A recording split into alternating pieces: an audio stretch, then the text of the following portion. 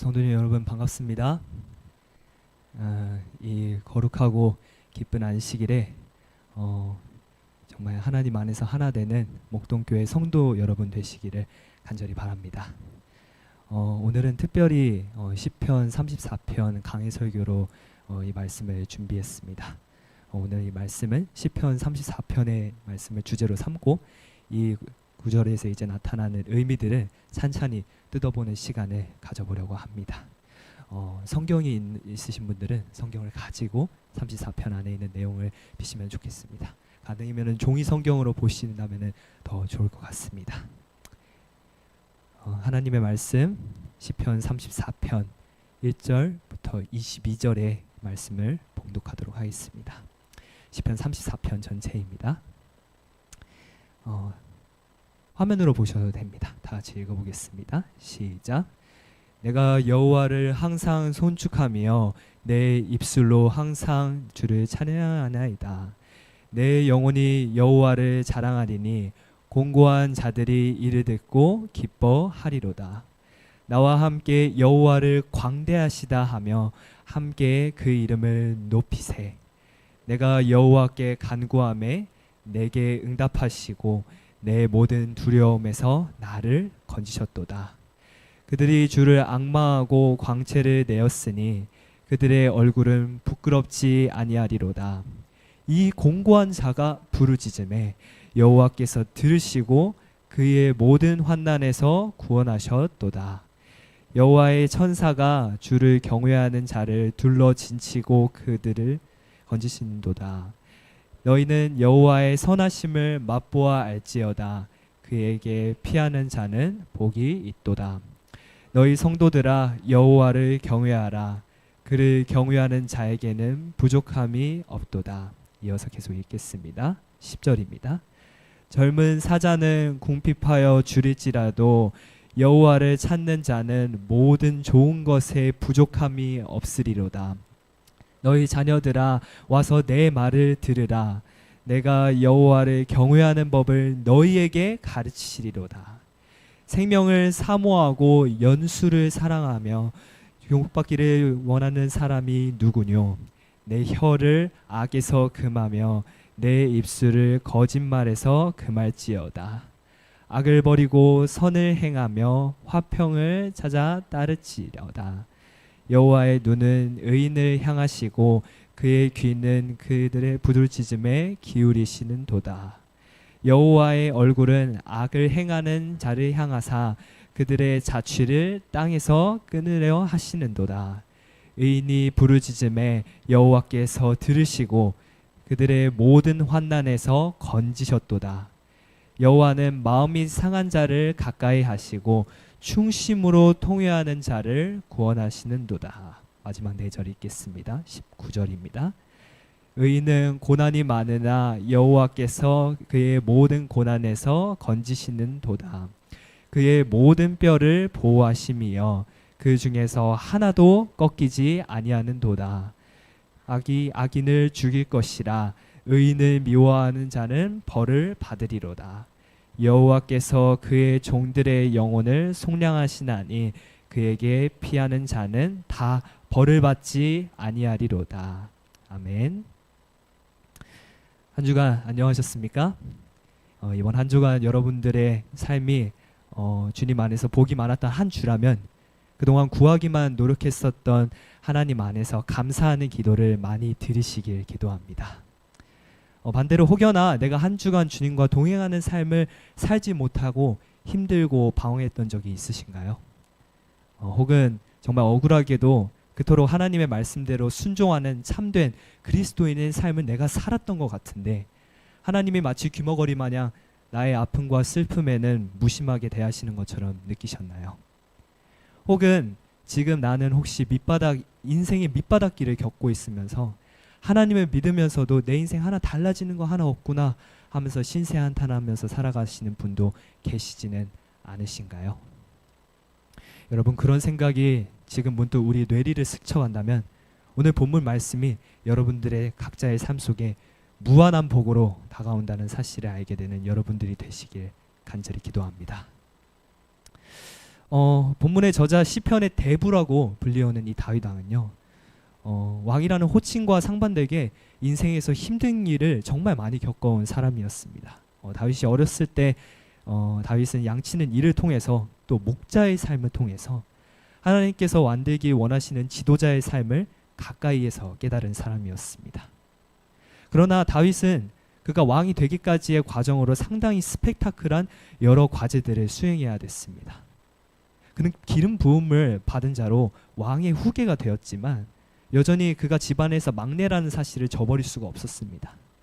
그가 3m 가까이나 되는 거인 골리앗을 1대1로 쓰러뜨렸던 공적이 있지만 그는 그가 잘한 일을 말미암아서 사울의 미움을 사서 충성을 다했던 왕으로부터 도망자 신세도 되었습니다. 다윗은 도망하면서 사랑하는 예쁜 아내와도 이별하게 되고 또 그가 그 아내보다도 훨씬 더 사랑했던 또 형제와 같았던 사울의 아들 요나단과도 이별하게 되었습니다.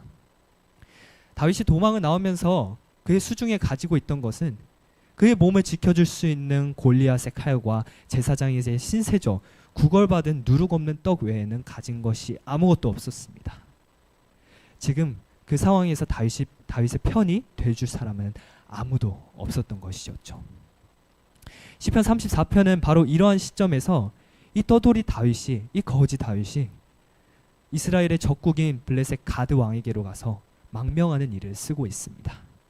가드 왕 아비멜렉 그리고 또 아기스 왕이라고 불리는 이 왕은요, 그가 처음에 이스라엘에서 온 사람이라는 사실을 몰랐습니다. 그 블레셋 통치자는 지금 눈앞에 보이는 이 꾀죄죄한 거짓골을 하고 있는 이 젊은 청년이 자기 나라 그리고 족속이 가장 강력했던 거인 골리앗을 쓰러뜨린 어린 양치기 소년이라는 사실을 모르고 있었습니다. 그러나 왕의 신하가 그의 이름을 물어봤을 때 이 다윗이란 이름을 듣고 아마 이 아기스 왕은 이스라엘 왕보다도 인기가 많은 만만을 잡은 다윗이라는 사실을 알게 되었을 겁니다. 자신의 이름을 들킨 다윗의 심정이 과연 어떠했을까요? 마치 갈대아 우르를 떠나 애굽을 거치는 아브라함이 애굽 왕을 만난 심정과 같은 마음이지 않을까 싶습니다. 내가 이길 수 없는 그 시련 앞에 그리하여서 내가 지금 그 누구보다도 초라하고 한 번만 살려달라고 빌고 싶은 그런 심정이 아니었을까 싶습니다. 다윗은 2세의 아들들 중 막내였고 그랬기에 착했지만 장난기 많고 유머 많은 성격이지 않을까 생각합니다. 그가 블레셋 왕 앞에서 살아가기 위해서 했던 짓이 미친 척이었기 때문입니다.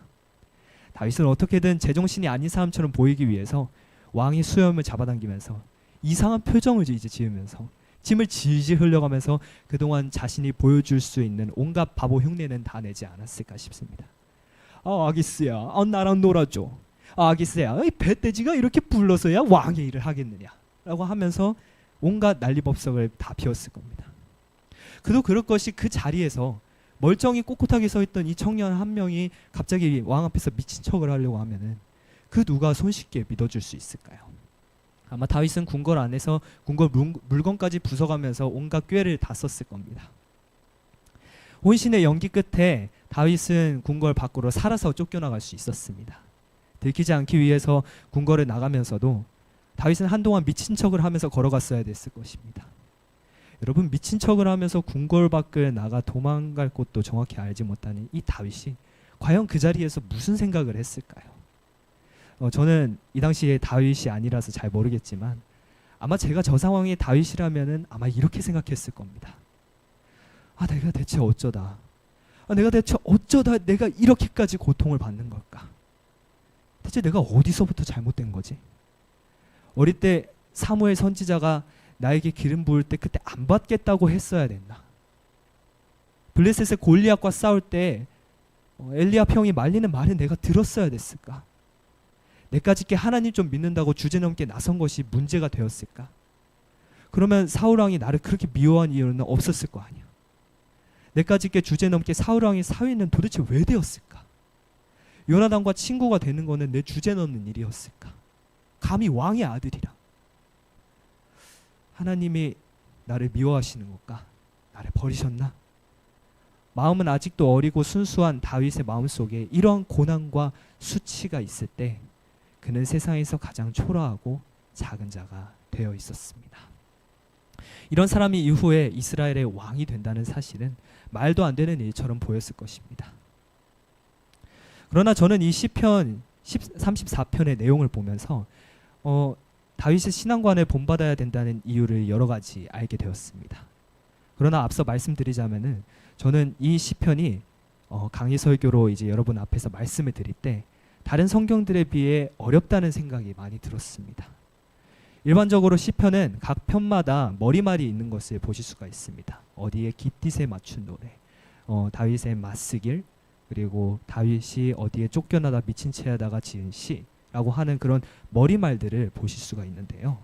보통 이 머리말은 시편이 쓰여질 때부터 있었다기보다는 후에 이 시편을 편집하는 사람이 덧붙인 경우가 많기 때문에 시편은 그 시의 내용을 그 시 내용 자체는 겉보기에는 이해하기 쉬우면서도 역사적으로 그 진위 여부를 확인하기에는 어려운 시들이 많습니다. 저도 이 설교를 준비하면서 34편의 본문 구절을 수십 번 읽어보았습니다. 하지만 그 시를 통해서 과연 이 시가 다윗이 그때 미친 척하면서 도망가면서 쓴 시인가에 대해서 제가 추정하는 거에 있어서는 한계가 있었습니다. 하지만 그럼에도 제가 이 34편의 시편을 다윗의 시로 생각하고 싶은 이유는 이 시의 내용을 읽을수록 다윗이 가장 초라하고 낮아졌을 그때에 다윗이 하나님을 원망하기보다 여기까지 인도하심에 내가 하나님 앞에 감사를 표현해야겠구나라고 하는 다윗의 감사의 노래라는 점에서 이 시는 우리가 살아가는 삶 속에 특히 청년과 학생으로 있는 여러분들에게, 그리고 또 그 청년과 학생들의 부모님 되는 여러분들에게 중요한 시라는 사실을 알려드리고 싶습니다. 본문 말씀 34편의 내용을 좀 더 자세히 보도록 하겠습니다. 읽기에 앞서서 제가 이 시를 읽으면서 이 말씀은 총 5개의 연으로 나눌 수 있다는 사실을 알았습니다. 이 연을 나누는 기준은 다윗이 이 시 안에서 담은 메시지와 심경 변화를 통해서 알 수 있습니다. 먼저 1연부터 살펴보도록 하겠습니다. 이 1연은 시편 34편 1절부터 3절의 말씀을 통해 다윗이 고난 중에도 자신을 어김없이 인도하시는 하나님을 찬양하는 내용이 등장하고 있습니다. 다시 한번 저희 다 같이 읽어보도록 하겠습니다. 시작. 내가 여호와를 항상 송축하며 그를 송축함이 내 입에 계속하리로다. 내 영혼이 여호와로 자랑하리니 곤고한 자가 이를 들고 기뻐하리로다. 나와 함께 여호와를 광대하시다 하며 이름을 높이세. 시편 34편의 첫 연은 그가 사울 왕의 피해가지고 아둘람 굴로 도망가서 하나님을 원망하는 다윗이 아닌 오히려 찬양으로 하나님의 생각을 헤아리려 하는 다윗의 신앙적인 성숙함을 볼 수 있습니다. 본문 구절을 자세히 살펴보면 다윗이 1절부터 3절에 걸쳐서 6가지 명령 단어를 사용해서 이 글을 읽는 우리들도 함께 찬양에 동참하기를 원하고 있습니다. 밑줄 친 부분들을 보시면요, 송축, 찬양, 그리고 2절에 자랑과 기쁨, 그리고 3절에 광대, 그리고 이름 높임이라고 하는 단어를 통해서 하나님은 우리와 생각이 다르신 분이니 그분의 인도하심에 찬송함으로 첫 구절을 통해서 이 내용을 알 수 있습니다. 다윗이 고난 중에 머무르면서도 기쁨으로 감사할 수 있었던 이유는 과연 무엇이었을까요? 다윗은 하나님이 지금 자신에게 주어진 고난이 자신을 성장시키고 믿음의 사랑으로 성장시키기 위함이었다는 하나님의 뜻을 알았던 것입니다. 그는 사람이 일반적으로 구하는 세상에서의 행복이 아닌 다윗 자신의 잠깐의 불행으로 이루고자 하시는 하나님의 넓고 올바르신 뜻을 헤아리고자 했습니다. 여러분, 하나님을 믿는다는 것은 이런 것입니다. 먼저 제 이야기로 예시를 좀 듣고 싶은데요. 영상에 나온 이 초등학생은 바로 저입니다. 제가 굉장히 어렸을 때 물을 많이 무서워했는데요. 태생부터 겁이 많게 태어난 저를 이제 아버지가 수영 클럽에 이제 보내버리셨어요. 아버지는 이제 제가 스스로도 두려움을 헤쳐나가는 연습을 하기 바라셨는지 이 수영 대회까지 저를 이제 보내셔서 이곳에서 계속 너의 담력을 이렇게 시험하라고 이렇게 얘기를 하셨습니다. 저희 아버지는 수영을 가르쳐 주셨고 저는 스스로의 힘으로 수영하기는 어렵지만 아빠의 말을 듣고 시키는 대로 묵묵하게 열심히 배웠습니다. 처음에 수영할 때 정말 어려운 난관이 하나 있었습니다. 바로 킥판이 이제 물 위에 뜰 때 잡을 수 있는 부표 같은 겁니다. 근데 그 부표 없이 물에 누워서 떠 있는 것이었습니다. 아버지는 저에게 침대에 편안히 누워 있듯이 떠 있으라고 얘기를 해주셨습니다. 하지만 저는 그 기분을 경험하지 않았기 때문에 아버지 말대로 물 위에 누워 있기 싫었습니다. 그때 아버지가 저에게 해주셨던 말이 아직도 기억에 남았는데요. 제가 초등학교 4학년 때 이런 얘기를 해주셨습니다. 순빈아, 네가 경험하지도 않은 일을 가지고 무서워하거나 겁내지 않아도 괜찮다. 아빠는 경험해봤잖아. 아빠 믿어. 할 수 있어. 하나님을 믿는다는 것은 나의 생각으로 하나님의 모든 인도하심을 다 알지 못해도 순종하는 마음입니다. 다윗은 이 사실을 알았던 것입니다. 그가 도망을 하면서도 자신이 태어났을 때부터 훗날에 죽을 때까지 하나님은 다윗을 위한 그분의 사업을 다 계획해 놓으셨다는 사실을요. 다윗은 미쳐서 하나님 앞에서 찬양했던 것이 아닙니다. 하나님의 생각을 누구보다도 알기 원해었던 사람이기 때문에 그는 고난 중에서도 찬양할 수 있는 사람이 될 수 있었던 것입니다. 여러분, 갈 바를 알지 못하고 두려워할 때 다윗처럼 하나님 앞에 찬양을 드리시는 여러분들이 되시기를 간절히 바랍니다. 그 다음 연을 살펴보도록 하겠습니다. 34편 중 2연은 4절부터 7절의 말씀으로 다윗을 붙들었던 하나님에 대한 간증을 보여주는 구절입니다. 다 같이 한번 읽어보겠습니다. 시작. 내가 여호와께 구하매 내게 응답하시고 내 모든 두려움에서 나를 건지셨도다. 저희가 주를 앙망하고 광채를 입었으니 그 얼굴이 영영이 부끄럽지 아니하리로다. 이 곤고한 자가 부르짖음에 여호와께서 들으시고 그 모든 환난에서 구원하셨도다. 아멘. 주를 경외하는 자를 둘러 진치고 저희를 건지시는 도다. 다윗은 2연에서 본인이 처한 상황을 총 3가지로 나누고 있습니다. 4절에 두려움이 있습니다. 그리고 6절에 공고한 자와 환난, 그리고 불쌍한 자, 이 다른 표현은, 이러한 표현들은 자신이 이제 그동안 살아왔던 인생을 다시 돌아보는 스스로의 삶을 부정하는 다윗의 모습을 볼 수 있습니다. 또 이방 나라 아기스 왕에게 망명하려고 했었던 자신의 행동에 대한 부끄러움과 그런 왕 앞에서 미친 척이나 했던 자기 자신이 한심했다고 생각했을 것입니다. 또한 다윗은 간증 속에서는 간구함에 또 부르짖음에라고 하는 표현을 통해서 그가 하나님 앞에 드리는 기도라는 사실을 우리가 이 절에서 알 수 있습니다. 또 본문은 그러한 다윗의 기도의 응답으로 4절에서는 나를 건지셨도다, 또 6절에서는 모든 환난에서 구원하셨도다라고 언급하고 있습니다. 끝으로 마지막 7절에는 여호와의 사자가 주를 경외하는 자를 둘러진치고 저희를 건지시는도다라고 하는 이 구절로 마무리하고 있습니다. 이 건지심이라고 하는 표현이 34편에 유독 자주 등장하는 사실을 발견할 수 있는데요. 4절과 7절과 17절 그리고 19절에 이 건지심이라고 하는 표현이 총 4번 등장하고 있습니다. 이 4개의 구절은 모두 한 가지 메시지만을 말하고 있는 사실을 발견할 수 있는데요. 인간이 어려움을 당하여 구제가 필요할 때 아버지 같은 하나님 앞에 손뻗어 의지한다면 주님께서 우리를 살리신다는 메시지를 담고 있습니다. 여러분들이 지금 겪고 있는 현재의 어려움이 단순히 인생에서 쓰잘데기 없는 헛된 일이라고 생각하지 않으시길 바랍니다. 다윗이 그랬던 것처럼 여러분들의 고난이 간증이 될 수 있다는 사실, 또 고난 앞에 쓰러질 수 있지만 고난을 무사히 거친 사람은 몸이 망가지고 힘든 것이 아닌 더욱 하나님 앞에서 믿음이 단단해진 사람으로 다시 태어날 수 있기 때문입니다. 하나님께서는 시편 34편의 메시지가 인간을 위해 주어진 메시지임을 강조하고 있습니다. 이 말의 의미는 처음에는 하나님의 묻을 인간에게 전달하는 기능을 가지고 있는 존재라는 의미를 가졌지만 점차 하나님이 땅에 인간을 심판하는 기능이라는 존재와 인간을 지키고 보호하는 기능을 가진 존재라는 의미로 이해되었다라고 나와 있습니다.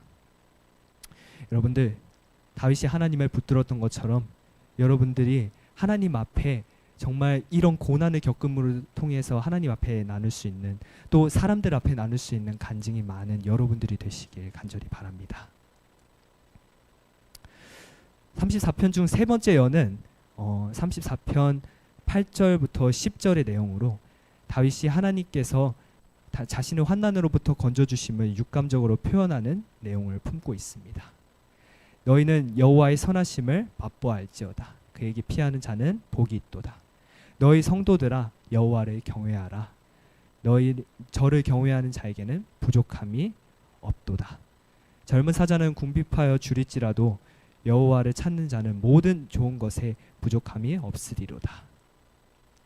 8절의 말씀을 통해서 다윗은 자기가 경험한 하나님의 품성, 분명한 경험에 대한 표현을 맛으로 표현하고 있습니다. 이 분명한 경험은 맛보아 알지어다라고 하는 이 구절을 통해서, 미각을 통해서 하나님의 말씀은 살아 움직인다는 사실을 강조하고 있고, 또 오감을 통해서 말씀은 실제로 느끼고 알 수 있는 것이라고 언급하고 있습니다. 8부터 10절의 내용은 각 절마다 운율을 만들어서 세 절 전부 다 하나님의 품성을 헤아리고 그분 앞에 나오는 자는 복이 있을 것이라는 메시지를 전달하고 있습니다. 우리는 하나님의 말씀을 성경책을 통해서 접하게 됩니다. 여기서 우리는 하나님의 말씀을 단순히 읽는 것과 묵상하는 일에는 차이가 있음을 알 수 있습니다. 세 번째 여는 말씀 묵상은 하나님의 말씀을 맛보아 아는 것과 먹는 것, 또 그 말씀에 순종했을 때 잊지 못한 말씀의 맛을 알게 되는 것입니다. 오직 하나님께로 피하는 것, 하나님을 경외하는 것, 내가 아무리 젊은 사자와 같이 체력이 왕성한 자더라도 나를 건지시는 하나님 앞에 순종하는 풍족한 삶이라는 사실을 이 여는 핵심으로 두고 있습니다. 그래서 우리는 에스겔서의 말씀과 같이 우리가 성경 말씀을 묵상할 때는 하나님의 말씀을 먹는다라고 표현하고 있습니다. 하나님의 말씀은 마치 살면서 한 번도 먹어본 적 없는 미슐랭 파인다이닝과 같은 생각이 듭니다. 우리는 먹기 전까지 그 파인다이닝, 그 고급진 음식이 가진 맛과 감각을 눈으로만은 전부 알지 못합니다. 하지만 그 음식을 입에 넣고 씹었을 때 그 음식이 가진 디테일과 의도는 그 음식의 완성도가 높을수록 맛이 계획적이고 다른 음식에 손대지 못할 맛이라고 합니다.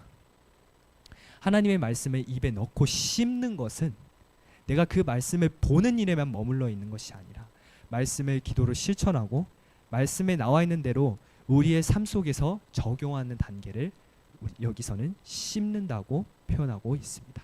맛보아 알지어다라고 하는 구절은 바로 이러한 이해를 돕고 있는 것입니다.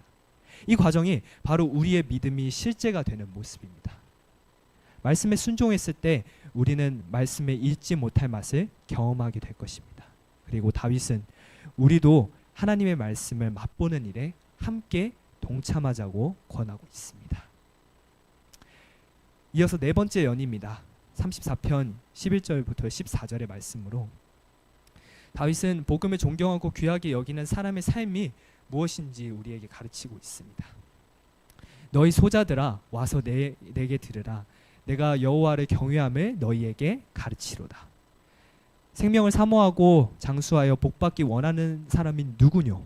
내 혀를 금하여 내 입술을 괴사한 말에서 금할지어다.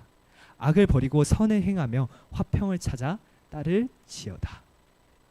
이 여는 후에 베드로가 베드로전서 3장 10절부터 11절에 똑같이 인용한 구절이 하나 더 있다는 사실을 발견할 수 있습니다. 시간이 되시는 분들은 지금 베드로전서 3장 10절부터 11절에 있는 말씀을 찾아보셔도 좋습니다. 여기에 나와 있는 시편의 내용을 베드로가 똑같이 베껴 적었다는 사실을 알 수가 있는데요. 베드로는 이 시편 34편을 통해서 사람들에게 무엇을 전달하고 싶었을까요? 베드로가 하나님 앞에서 또 하나님 안에서 사람이 마음이 연합하고 교회에 연합하는 일에 필요한 경건한 삶이 무엇인지에 대해서 언급하였듯이 다윗은 지금 이 시를 읽고 있는 우리에게도 개인이 가져야 되는 경건한 삶에 대한 필요성에 대해 언급하고 있습니다. 12절에 하나님의 복을 사랑하고 원하는 사람들, 또한 그 복을 받기 원하고 존귀하게 여김을 원하는 사람들, 그리고 또 14절에 악을 버리는 행동과 선 앞에 순종하는 사람들의 자세가 있어야 한다고 말하고 있습니다. 다윗은 스스로의 연약함을 고백하고 그 연약함마저 하나님의 계획하심 속에 있으신 섭리라고 찬양하고 있습니다. 이제 다윗은 자신의 간증이 우리의 삶과 어떻게 연결되어야 하는지 알려주고 있습니다. 고로 우리는 시편 34편의 시가 단순히 다윗이 신세 한탄하는 평범한 자작시가 아니라는 사실을 이 구절을 통해서 알 수 있습니다. 다윗의 삶과 믿음은 인간으로 태어난 우리 세대에게도 똑같이 적용될 수 있는 말씀입니다. 시험과 환난 중에서도 우리가 어려움을 현명하게 대할 수 있는 방식인 경건한 삶에 대한 필요성을 이 사연에서 언급하고 있습니다. 그리고 죄인이 의인처럼 살아가는 경건한 삶에 대한 적용은 마지막 시편 34편의 마지막 5번째 연인 시편 15절부터 22절의 나머지 말씀들로 마무리 짓고 있습니다. 마치 사설시조와 같은 그런 형태를 띠고 있다는 사실을 발견할 수가 있는데요. 결국 죽게 행하는 사람과 악을 행하는 사람들의 모습을 보여주며 이 34편은 복음에 따라 사는 사람의 삶이 무엇인지 요약하면서 마무리 짓고 있습니다. 구절이 좀 긴 관계로 마지막 절만 제가 읽도록 하겠습니다. 그 모든 뼈를 보호하시며 그 중에 하나도 꺾이지 아니하도다. 악의 악인을 죽일 것이라. 의인을 미워하는 자는 죄를 받으리로다. 여호와께서 그 종들의 영혼을 구속하시나니 저에게 피하는 자는 다 죄를 받지 아니하리로다. 아멘. 15절에 비록 여호와의 눈과 귀는 의인을 향하고 있지만 16절에 심판의 얼굴이 악인을 향하고 있다는 사실을 찾아볼 수가 있습니다. 그리고 이 모습은 곧 하나님께서 우리 곁으로 다시 오실 때 이 말씀이 사실이었다는 사실을 알 수 있습니다. 그래서 아직 주님이 오시지 않은 이 땅에서 믿음을 지키며 살아가고 있는 사람들에게는 끊임없이 어려움과 고난이 그들의 뒤를 뒤쫓고 있는 것입니다. 우리는 이 15절 16절의 말씀을 통해서 복음의 양면성, 복음은 하나님의 구원과 심판이 항상 함께 공존한다는 사실을 발견할 수 있습니다. 우리는 이 사실을 통해 하나님께서 죄인을 의인의 길로 나아올 수 있게 만드신다는 사실과 하나님의 복음은 죄를 기준으로 구원하시고 죄를 불사르신다는 공의로움을 가지고 계신 분이라는 사실을 이 마지막 연을 통해서 확인할 수 있습니다. 믿음을 가지고 살아가는 우리에게는 끊임없는 어려움이 존재합니다. 다윗은 그 사실을 알게 되었고 적국의 왕 앞에서 미친 채 하다가 쫓겨난 이 추한 다윗이 가장 힘들고 어려울 때 이 다윗은 하나님의 동행하심을 도망치는 도망자 신세를 통해서 알게 됩니다. 그 사실을 믿고 환난에서 건져주심을 믿고 그 사실을 확신하는 사실을 기쁨으로 전하고 있는 것입니다. 다윗은 우리가 각자의 삶 속에서 어떠한 어려움이 있더라도 자기처럼 여호와 하나님의 뜻을 깨달아 믿음으로 승리하는 삶을 사는 것이 중요하다는 사실을 언급하며 이 시를 마무리 짓고 있습니다. 이 경험은 다윗에게 지혜를 가르치는 데는 도움이 되었으니 이는 이것이 그로 하여금 자신의 연약함과 끊임없이 하나님을 의지할 필요를 깨닫게 해주었다. 억압당하고 절망에 빠진 영혼들에게 오셔서 겁이 많은 자를 격려하시고 나약한 자를 강하게 하시며 시련당하는 여호와의 종들에게 용기와 도움을 나누어 주시는 하나님의 성령의 아름다운 강화는 얼마나 귀중한 것인가. 시편 34편은 왕으로 거듭날 이 한 청년이 거지로 목숨을 구걸하는 수많은 어려움들을 겪으면서 하나님께서 이스라엘의 지도자가 믿음으로 하나님을 섬기는 올바른 지도자 다윗을 사랑하신다는 사실을 담고 있습니다. 또한 우리도 다윗과 같은 믿음을 가진 삶을 살 수 있다는 사실 또한 이 말씀을 통해서 알 수 있습니다. 다윗은 그가 감당하지 못할 인생의 시련으로 두려워하였지만 믿음으로 하나님의 뜻을 구하는 기도로 믿음을 가졌습니다. 다윗은 하나님 앞에 그분의 뜻과 연결된 기도를 드릴 때 즉시 그 기도에 응답해 주신다는 사실과 그러한 기도가 하나님 앞에 진정한 구원 얻는 길이라는 사실을 깨닫게 됩니다. 이 시는 우리의 삶을 빗대어 보여주는 아주 현실적인 내용을 담고 있습니다. 이 시는 우리 주변에 만나게 될 두려움, 적들, 또 많은 어려움, 이 세 가지 적들이 없어질 것을 약속하는 시는 아닙니다. 하지만 그런 상황에서도 구원하시는 하나님으로 말미암아 우리는 이미 구원을 받았다는 확신을 가질 수 있다는 소망을 품게 해주는 아주 희망적인 메시지를 담고 있습니다. 하나님으로부터 비롯된 사람을 향한 사랑, 그 사랑함에는 행동이 따르는 것이며 복음에 순종하고 행동을 보일 때 맛볼 수 있다는 사실을 강조하고 있습니다. 사랑하는 성도 여러분, 우리의 삶 속에서 소망을 품게 해주시는 예수 그리스도를 바라보시길 바랍니다. 우리의 믿음이 다윗과 같지 않다고 생각하시는 분들도 있으실 겁니다. 다윗 스스로 잘난 사람이었기 때문에 이런 시를 적을 수 있었던 것은 결코 아니라는 사실도 함께 기억해 주시면 좋겠습니다. 예수님 빼고는 의인이 단 한 명도 존재하지 않습니다.